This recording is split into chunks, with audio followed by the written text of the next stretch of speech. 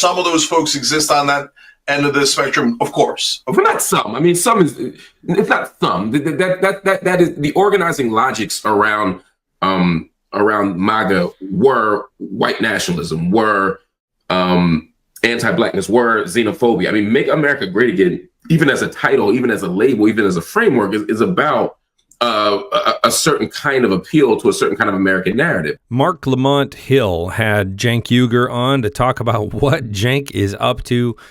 Specifically, you know, his going on the Charlie Kirk show. And they have a good conversation. I've been covering this, and lots of people have been talking about this. But I think this is interesting, and I don't do a lot of Marc Lamont Hill, or I haven't up till now. So I want to weigh in with my opinions as we go, and then I want to know what you think in the comments. But let's check it out. We have what I hope is a really spirited conversation. I see it, Mark, as a debate. It's not really a debate as much as it is a spirited conversation. I hope with Cenk Uygur. Y'all know him. He's been on the show before. He's a friend of the show. He's also all over the internets for a very long time. He's a YouTube legend. He's the founder and CEO of TYT.com. And he's been getting a lot of backlash for his appearance at Turning Point USA's America Fest, where he joined Charlie Kirk on stage. I talked about this 2 nights ago. I didn't understand it. I didn't like it. I was confused by it. I was frustrated by it. And I said, let me reach out.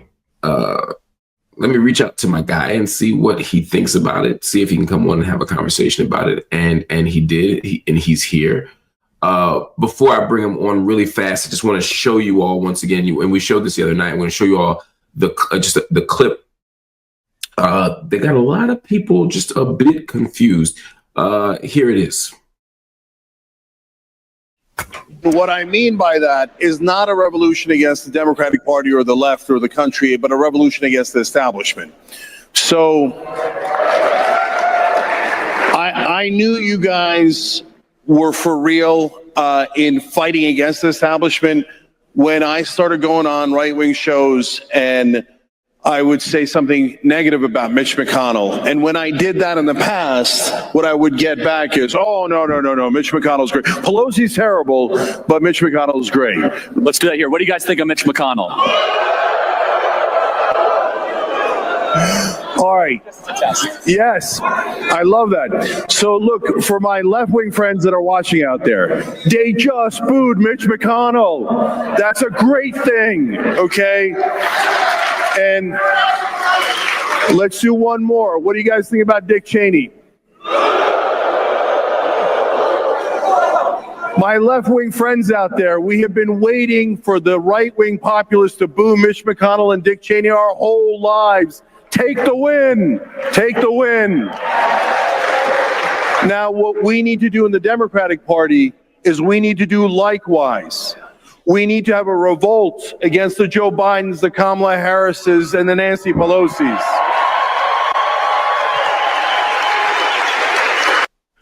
I wanted to keep that piece in because I know a lot of people have been quoting Cenk out of context and making it seem as if he was just leaning toward the right. And it's very important to note that he also said, for you leftists out there, that he said we need to also have that same energy toward Joe Biden, toward Kamala Harris, so that we can have a true progressive movement. A true left-wing movement. I want to bring him in now so we can talk about what this all means. My friend Cenk, good to see you. Good to see you, Mark. Appreciate that you had me on so we could talk it through rather than just yelling at each other or talking at each other, et cetera. So appreciate that. Yeah, no problem, man. It's my pleasure. After you appeared there, and I want to get to the why of that, you said something else. Actually, before we go there, talk to me. What made you go to this thing? Why would you appear there? Yeah. So I've got to rewind all the way back to about a year ago to explain that. Because if you had asked me a year ago, would you go to AmFest and talk to Charlie Kirk? I'd say, I mean, is he ready for what I'm about to do? Right. And so what happened? I started being deeply concerned about 15, 16 months ago about Joe Biden. And I was like, this guy's falling apart at the seams and we got to beat Trump. And there's no way in the world this guy's going to beat Trump. And so both because of his mental decline, but also because of the numbers. The numbers were overwhelming. Anyone who knew politics understood he had no chance of winning. That's why I had, I had strange bedfellows before the right wing with David Axelrod and James Carville and other people who could read numbers and realize that Biden was going to lose. So as you might remember, I ran against Biden in the primary just because I got so desperate. I was trying to bring progressives into the race, and I tried to bring governors into the race. I'm like, somebody's got to beat Trump. And so then when I ran in that act of breaking glass in case of emergency, just to try to push out Biden in any way, shape, or form, I started going on a lot of shows, and some of them wound up being right-wing shows. And in the beginning, I was just as skeptical as, a lot of folks on the left are now. But slowly I started seeing something. And so, guys, I don't want to get it twisted. It's not like I started saying, oh my God, the right wing they're all angels and none of them have any bad intent. It's sort of, no, of course not. That's, any description of 77 million people that boils it down to any extreme is comical, right? But what I did start seeing is things that surprised me. Like they really do hate not just Mitch McConnell and Dick Cheney, but they hate the concept of war because they think it wastes our money. They think they hate the concept of corruption, and I think that they actually do hate corruption, but they're blinded to Trump's corruption, right? And so the more I saw and the more I started to feel like, wait a minute, there's actual populists in those hills in a way that was really encouraging. And Mark, the reason why it's encouraging is at the end of the day, in order to do something that is grand, something that actually regains our democracy, something incredibly difficult like getting money out of politics, at some point I've always known, and I've said this for over a decade, that the right and the left, you have to unite against the establishment. So for the first time in my life, there's a shred of hope that actually could happen. So that's what opened me up to having further conversations, including going to AmFest. It's hard to argue with that you have to start somewhere position, right? And I do think that there is a segment of Trump voters who voted that direction because they feel specific economic, particularly pain points, and weren't hearing any solutions from the neoliberal establishment or the left, right? I mean, they just weren't talking to certain segments of the people who voted.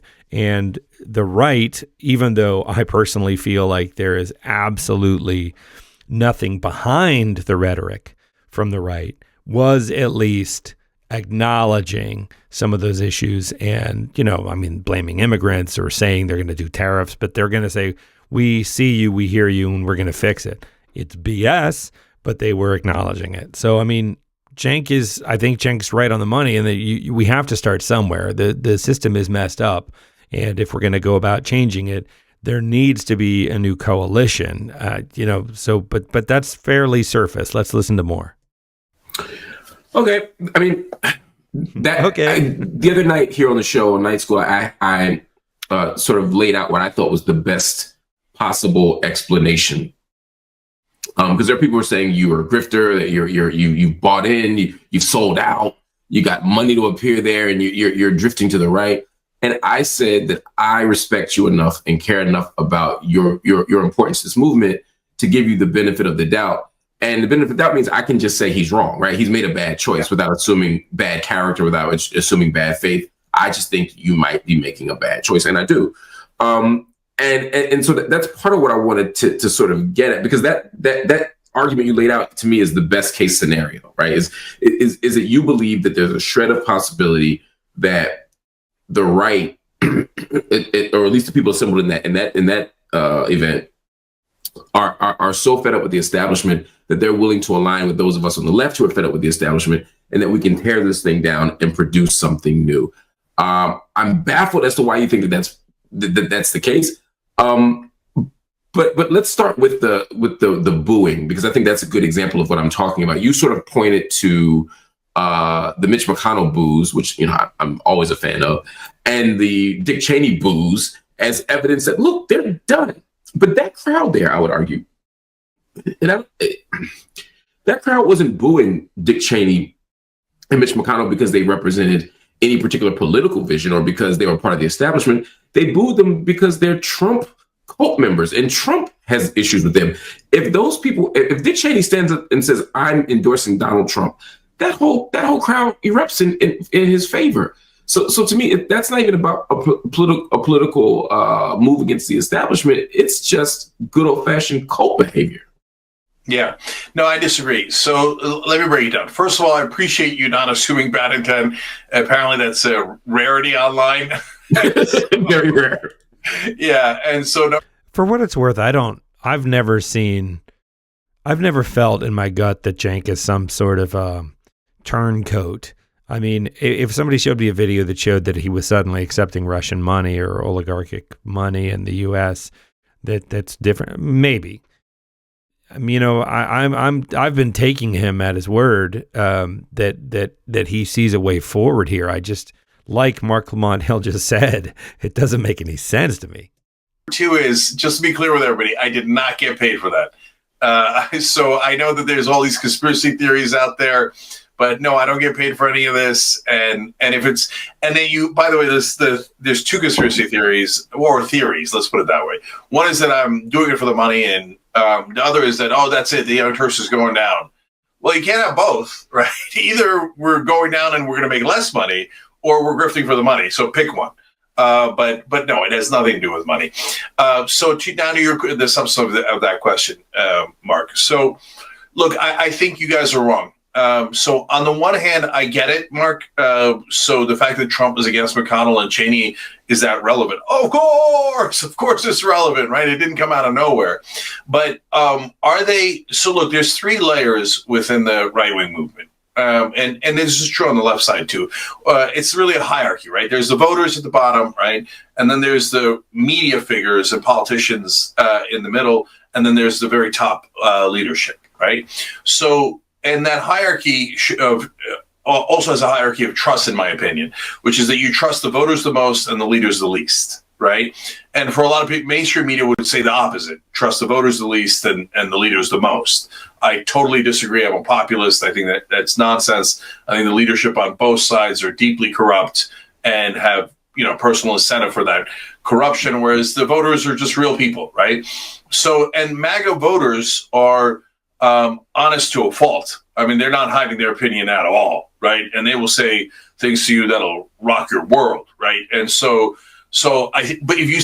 Right, but they're not necessarily a very well-informed bloc either. Trump is dishonest, well, of course, right? I mean, he has an enormous track record, right? If you say the politicians are dishonest, of course, overall, of course, right? And right-wing media is where it gets actually a little bit interesting. So, but when I go to go on these right-wing shows, one, there's right-wing media, which we'll come back to in a second, but two, just on their voters first, right? How can I tell? Well, number one, you get the comments in social media, you see it on those posts, etc. Number two, having gone to AmFest and other places, I've now seen and interacted with hundreds of MAGA guys, and they don't all speak for each other, and they don't all speak for the movement, etc. But on top of that, sometimes, the first time I was on Patrick Bet-David's show, or the second time, they did a poll. I pushed for paid family leave, and I try to say, can we start something on this show, left wing, right wing, get agreement, etc. And I explained to them what paid family leave is and how moms get 12 weeks off after they have a baby, and they kind of love it, right? Because that you can see how that could match conservative ideology. So the only one that was a little bit hesitant was the main host, Patrick, right? But all the other hosts were like, yeah, that sounds pretty good. And then they polled their audience, and 75% of them said, yes, we want paid family leave. Okay, so they're not lying. They genuinely mean it. And Mark, you have to remember, those guys have been lied to their whole life, first with mainstream media and then to a large degree with right-wing media. So they've never heard a positive take on paid family leave. And when paid family leave is explained, they're like, wait a minute, why is that not a conservative idea? We love that idea. And the polling bears that out. 84% of the country wants paid family leave. 74% of Republicans want paid family leave. Okay, so then I started to realize, oh, no, some of these guys are just misdirected populists. They got pushed out by the Democratic Party that's so authoritarian, so pro-establishment, etc. And then they went in the wrong direction, but some of them have good intent. Now, we can argue over the percentages. And that was going to be my question. What percentage of MAGA people do you think has good intent? Yeah, it's impossible for me to know. I'll make it up.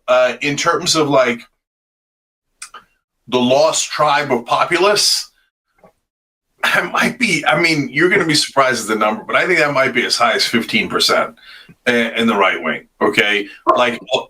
Okay. I can accept that. That doesn't shock me. I mean, I don't agree. I think it's lower, but let's say it's 15%. Let's say that 80.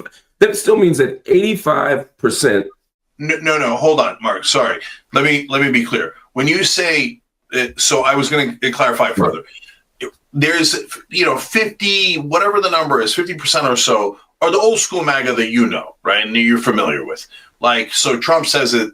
Yes. White nationalists, racist, evangelical, Trump cult supporters. Yeah, I wouldn't use all those adjectives for the whole 50% at all, right? But I understand. Do some of those folks exist on that end of the spectrum? Of course. But not some. I mean, some is. It's not some. That is the organizing logics around MAGA were white nationalism, were anti-blackness, were xenophobia. I mean, Make America Great Again, even as a title, even as a label, even as a framework, is about a certain kind of appeal to a certain kind of American narrative. Whether you think it's Make America Great Again like 1800s, or whether you mean it as Trump says he means it in the Reagan era. Either way, you're talking about shrinking government. You're talking about, at least the government we care about, expanding, except for, military and police and stuff like that. You're talking about taking away the social safety net. You're talking about stripping away some of the most important institutions like the Department of Education, et cetera, et cetera. I mean, this is the core organizing logic around it. And for Trump, it begins really with birtherism, and then it emerges into build a wall. I mean, this is the organizing logic. People who put on those hats believe this stuff. I mean, these aren't just Tea Party members who are just lean conservative. Right, but I'm not sure that everybody voted for Trump in this last election is a MAGA hat wearing MAGA, right? I think we saw a big surge of people jump in at the last minute, and we're talking about young men. We're talking about, people who listen to the podcasts. I don't know that you can say that the numbers that we saw in this election, every single one of those red votes was a MAGA vote. I mean, it is by default, but I don't know that everyone is like on board with understanding the full 360. I think a lot of people tune out until right at the last second. And then some of them who didn't vote came and voted. So when we're talking about MAGA, I'm not sure you can say everybody that cast a vote for Trump is the MAGA that he's describing, although I agree with the definition of MAGA as he's describing it. Yeah, Mark, I think it's more complicated than that. So just to finish the earlier thought, and then I'll get to that point. So there's a good 35% or 35, 40%. These are such made up numbers, but that to me are like, they think they mean well, for sure. I mean, look, of course, everybody thinks they mean well, but I mean, like, right, they don't have any kind of white supremacist agenda. They're not necessarily misogynist or something. They might have old stereotypes in their head. Why do you believe that's true? Again, we're both conjecturing here, but why do you believe that's true? Yeah, because I've interacted with them. And I think that what we've done is that we've gone into our bubbles, and we both think that each side is so evil that you can't talk to them. And they feel the same way about us, right? But to the point that you were making about, the origin of MAGA. So the reason why I say it's a little bit more complicated than that and nuanced is because what's the origin of the Republican Party, the modern Republican Party, not the old one, not the party of Lincoln, et cetera. I actually wrote about this in my book, Justice is Coming. I have a chapter called Why Republicans Suck. So I was not unclear about it, right? And so I explained that when I was a kid, I grew up a Republican because my dad was a small businessman, et cetera, and we believed the story that mainstream media told us about a shining city on a hill and Reagan's speeches about that, right? And then when I realized that the Republican Party the modern Republican Party was built on the Southern strategy, I felt lied to in a big way, a giant way. Like, if I thought the Republican Party was based on racism and hatred and I'm Muslim, why would I support them? That doesn't make any sense, right? And the Southern strategy was so explicit, so clear. We are going to get the racist voters in the South that the Democratic Party left behind when they passed the Civil Rights Act and the Voting Rights Act under Johnson, right? So that's the basis for the modern Republican Party, along with greed.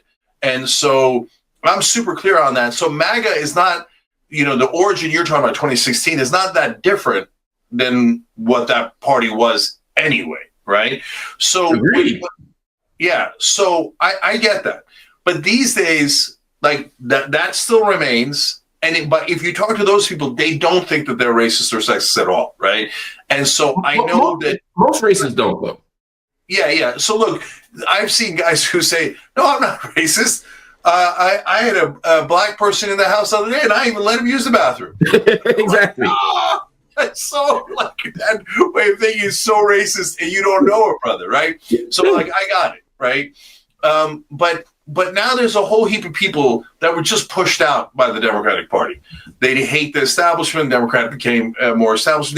But they hate us on the culture wars. And on the culture wars, it gets super messy because part of the reaction to what happened with the MAGA and making America great again, to your point, Mark, is that there was this feeling of, oh no, we're going to lose power. Now, that doesn't consciously come out as that guy saying, I'm afraid black people are and brown people are going to take over. That's why I'm supporting white supremacy and et cetera. They don't say that, right? But there's cultural movements. So the cultural movement of white America was like, uh-oh, we're getting over the edge here. We're about to lose the majority. And then we're in a world of hurt, right? And you have this instinctual cultural reaction. And that's kind of what you sense with the beginning of MAGA, right? And then, by the way, but let's be fair, our side, I think, and we could debate this too, I think we went too far. And so we went so maximalist that we lost the majority of Americans. And so Republicans, when they started saying identity politics, that was a trick in the beginning because what's the Southern strategy? Identity politics, right? Just so my audience understands, when you say we went too far, what would be an example of going too far? Yeah. Let's take a couple of things, right? So I'm 100% in favor of trans rights. Every show I go on, and at that event, I knew it was a little risky, but I asked them to say, look, trans people are American citizens, and they should get 100% of the same constitutional rights as we do. And most of the time they agree, so that's great, right? That crowd was a little bit more mixed. It was about 2/3, 1/3, 2/3 agreeing, 1/3, right? And so, but on our end, when we say trans people must play in professional sports, right? The league shouldn't have a choice. But wait a minute, that's not where the American people are. And I don't even agree with that. And then people look at that and go, okay, wait, now do you feel like that's a dominant issue of our side, of the left? No, there's two things that happen there, Mark. So the right attacks first. Let's be clear about that, right?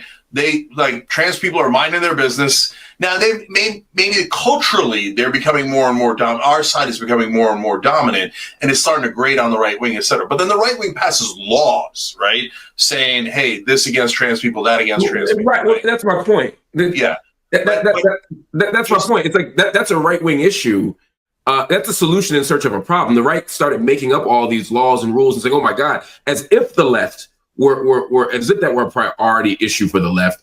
And then the left speaks a little bit about it, but I don't. And then it becomes the left has gone too far. They're out of control. And it's like, well, no, the right is doing that. It seems like you're almost echoing that right wing talking point. Yeah, I couldn't agree with him more. That is a solution in search of a problem, and that's an MO. That's an MO that the right does again and again. And so I think that we're very close to understanding some of the outrage here. Just encapsulating it in a way like this is, by going on Charlie Kirk's show, in some ways you are legitimizing that tactic of a solution in search of a problem, right? The fact that you're willing to go and talk about it in their terms legitimizes their BS. This is a critical thing in the first place, right? So, I mean, this goes on. This is a good conversation. It goes on for 2 hours. This is just the first, 20 minutes of it. But let me know what you think in the comments.